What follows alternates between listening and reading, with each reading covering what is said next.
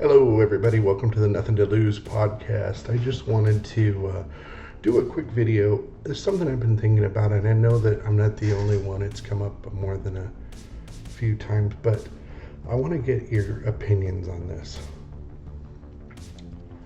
Belichick was famous for getting rid of players, moving on from players before they were burnt.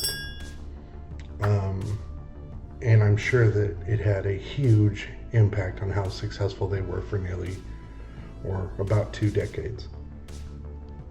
I wonder if the 49ers have fallen in love with Kittle so much that they're not seeing that time is like right now. Now, obviously, there's going to be people that say that that's crazy, and that's fine. But I just want to ask you this. I want you guys to think about this. We know that he's been hurt at some point and missed games for at least the last 3 seasons. We know that he's on the wrong side of 30. We know that his role has diminished somewhat in our scheme, the 49ers scheme. Whether that's him or the way the plays are drawn up, I guess I'm not sure. But I'm just curious. Should we be considering moving on from George Kittle before nobody sees a value in his play anymore? Is he worth a 3rd round draft pick now?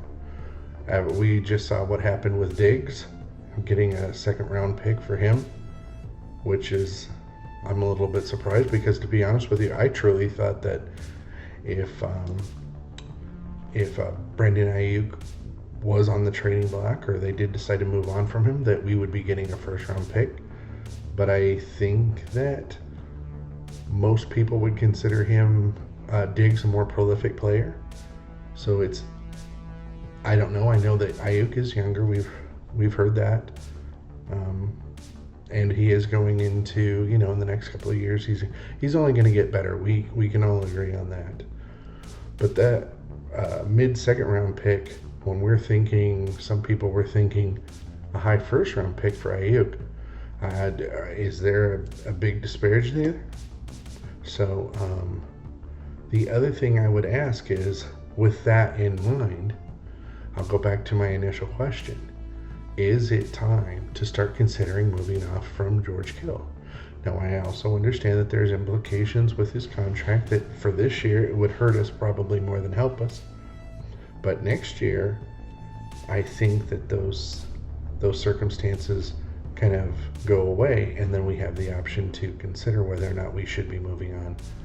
And I honestly felt that it was going to happen last year when we drafted the tight end that we did. And obviously that didn't pan out. But again, I'm not saying it's right. I'm not saying it's wrong. But I would love to hear 49ers opinions about this, or anybody else that wants to chime in. I'm just curious if anybody else is thinking, looks like George might be slowing down a little bit. Why don't we try and get something before his value isn't there? Thank you guys so much. Take care. And don't forget to like and subscribe. Bye-bye.